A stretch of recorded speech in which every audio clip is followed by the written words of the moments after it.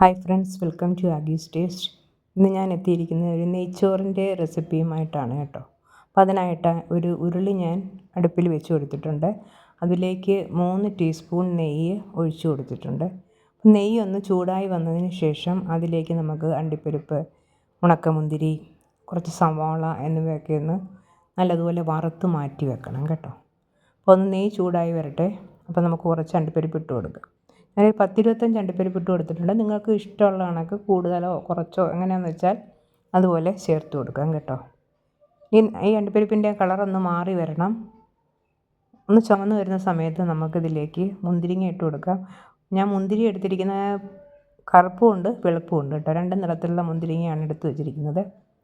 ഇതൊന്ന് കളറ് മാറി വന്നതിന് ശേഷം നമുക്ക് മുന്തിരിങ്ങ ചേർത്ത് കൊടുത്താൽ മതി കേട്ടോ. ആദ്യമേ ഇടണ്ട, ചിലപ്പോൾ കരിഞ്ഞു പോകും. അതുകൊണ്ട് ഇതൊന്ന് ചൂടായി വന്നതിന് ശേഷം ഇതിലേക്ക് നമുക്ക് മുന്തിരി ഇട്ട് കൊടുക്കാം.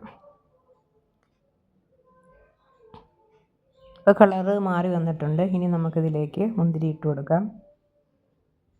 ഇനി മുന്തിരിയൊക്കെ ഒന്ന് വീർത്ത് വരുന്ന സമയത്ത് നമുക്കിത് കോരി മാറ്റാം കേട്ടോ. ഒന്ന് മൂത്ത് വരണം, ഒന്ന് വീർത്ത് വരണം. ആ സമയം കോരി മാറ്റാം. കോരി മാറ്റിയതിന് ശേഷം ആ എണ്ണയിലേക്ക് തന്നെ നമുക്കൊരു ചെറിയ സവാള നേർക്കെ അരിഞ്ഞത് ഇട്ട് കൊടുക്കാം. ഇട്ട് കൊടുത്തത് നമ്മൾ വറുത്തെടുക്കണം. നല്ലതുപോലെ ബ്രൗൺ കളറായിട്ട് വറുത്തെടുക്കണം. നമ്മൾ ബിരിയാണിയിലൊക്കെ ചേർക്കാറില്ലേ, അതുപോലെ ഒന്ന് വറുത്തെടുക്കണം.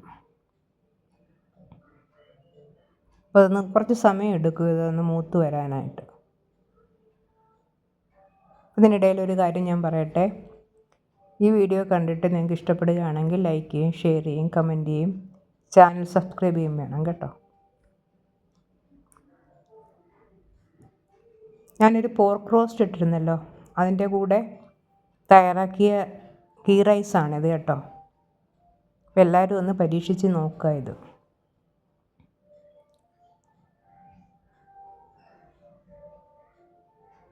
സവോള റെഡി ആയിട്ടില്ല. അതിൻ്റെ കളറൊക്കെ ഒന്ന് മാറി വരുന്നതേ ഉള്ളൂ.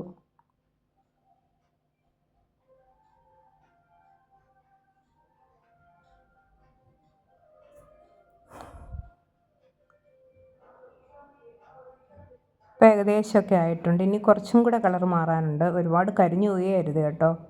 നോക്കി അത് പെട്ടെന്ന് കോരി മാറ്റണം. ഏകദേശം ആയിട്ടുണ്ട് കേട്ടോ.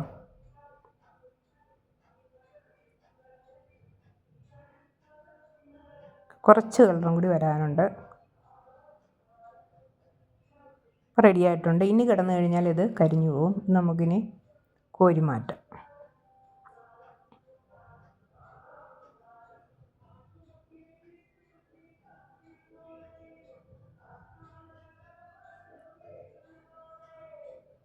ഇത് കോരി മാറ്റിയതിന് ശേഷം ഇതേ നെയ്യിലേക്ക് തന്നെ ഞാൻ ഒരു വലിയ സവാള അരിഞ്ഞത് ഇട്ട് കൊടുക്കുന്നുണ്ട്. ഒരു 4 പച്ചമുളക് കൂടി ചേർക്കുന്നുണ്ട് കേട്ടോ. സവാളയും പച്ചമുളകും ഒന്ന് വഴന്ന് വരട്ടെ. ഒരുപാടങ്ങ് ബ്രൗൺ കളർ ആവണ്ട. നമ്മൾ സാധാരണ വഴറ്റുന്ന പോലെ ഒന്ന് വഴറ്റിയെടുക്കുക. എന്നിട്ട് അതിലേക്ക് 1 ടീസ്പൂൺ ഇഞ്ചി വെളുത്തുള്ളി പേസ്റ്റ് കൂടി ഇട്ട് കൊടുക്കുന്നുണ്ട്. അത് ഇട്ട് കൊടുത്ത് നല്ലതുപോലെ ഒന്ന് വഴറ്റിയെടുക്കുക. പിന്നെ കുറച്ച് കറിവേപ്പില ഇട്ട് കൊടുക്കുന്നുണ്ട്. ഇത് മൂന്നൊന്ന് വഴന്ന് വരുമ്പം കറിവേപ്പിലയും കൂടി ഇട്ട് കൊടുക്കുക.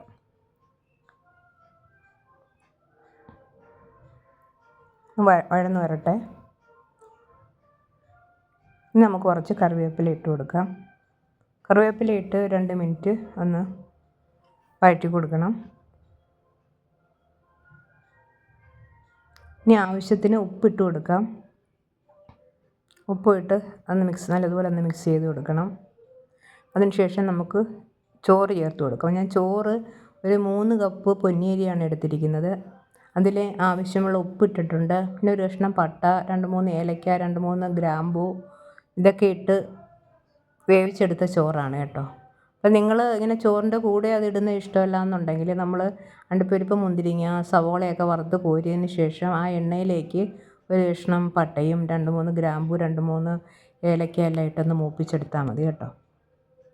അപ്പോൾ ഞാനിങ്ങനെയാണിത് ചെയ്തിരിക്കുന്നത്. ഇനി ഇതെല്ലാം കൂടെ നല്ലതുപോലെ ഒന്ന് മിക്സ് ചെയ്യാം.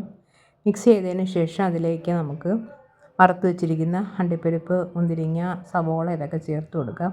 ഞാൻ മൊത്തവും ചേർത്തിട്ടില്ല, കുറച്ചേ ചേർത്തിട്ടുള്ളൂ കേട്ടോ. ബാക്കി നമുക്ക് ഗാർണിഷ് ചെയ്യാനായിട്ട് എടുക്കാം.